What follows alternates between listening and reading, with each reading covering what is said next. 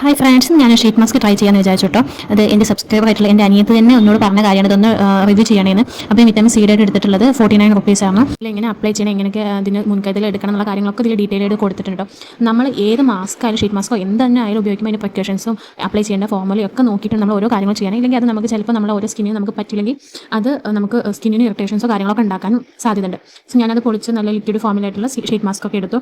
ഇതിലെ പ്രിക്കോഷൻസ് മെയിനായിട്ട് കൊടുത്തിട്ടുള്ളത്, മേ ബി ഇത് എവിടെയും ഇച്ചിങ്ങോ കാര്യങ്ങളോ വരുന്നുണ്ടെങ്കിൽ അപ്പോൾ തന്നെ പെട്ടെന്ന് മുഖത്തുനിന്ന് എടുക്കണമെന്നും അത് വെള്ളം കൊണ്ട് നന്നായിട്ട് കഴുകണം എന്നൊക്കെ അതിൽ കൊടുത്തിട്ടുണ്ട്. സോ നമുക്ക് കുറച്ച് നേരം വെച്ച് നമുക്ക് ഇറിറ്റേഷൻ വരികയാണ്, അല്ലെങ്കിൽ ഒരു പാച്ച് ടെസ്റ്റ് ചെയ്യണമെങ്കിൽ കഴുത്തിൻ്റെ ബാക്ക് സൈഡിൽ നമുക്ക് കുറച്ച് അപ്ലൈ ചെയ്തിട്ട് അതിൽ പാച്ച് ടെസ്റ്റ് ചെയ്തിട്ട് നമുക്ക് നോക്കി നോക്കാം കേട്ടോ. ഞാൻ സത്യമായ മാസ്കും കാര്യങ്ങളും ഉപയോഗിക്കും. ഷീറ്റ് മാസ്ക് ഞാൻ ആദ്യമായിട്ട് ഞാൻ ഉപയോഗിക്കുന്നത് കേട്ടോ. അപ്പോൾ വയ്ക്കാൻ കുറച്ച് ബുദ്ധിമുട്ടൊക്കെ ഉണ്ടായിരുന്നു. അത് ഒന്നാമത് എൻ്റെ മുഖത്തിൻ്റെ ഷേപ്പും അതിൻ്റെ സൈസും കൂടിയുള്ള ഡിഫറൻസും കാര്യങ്ങളും കൊണ്ടാണ് പറ്റിയത്. എന്നാലും അതൊക്കെ നന്നായിട്ട് വെച്ചിട്ട് അതിൻ്റെ ലിക്വിഡും കാര്യങ്ങളും നന്നായിട്ട് അബ്സോർവ് ആവാൻ തരത്തിൽ കുറച്ച് നന്നായിട്ട് മസാജ് ചെയ്ത് കൊടുക്കും ചെയ്തു. പിന്നെ നമ്മൾ മലയാളീസ് ആണല്ലോ, കവർ പോലെ ഊറ്റി എടുക്കണം. കവർന്ന് വന്ന് എടുത്തിട്ട് അത്യാവശ്യം അതും മുഖത്ത് നന്നായിട്ട് അപ്ലൈ ചെയ്ത് കഴുത്തിൻ്റെ അവിടെ അപ്ലൈ ചെയ്തിട്ട് അതിലൊരു 15 to 20 മിനിറ്റ്സ് വെയിറ്റ് ചെയ്യാനാണ് പറഞ്ഞിട്ടുണ്ടായിരുന്നത്. സോ ഞാൻ ഒരു 15 to 20 മിനിറ്റ്സ് വെയിറ്റ് ചെയ്തു.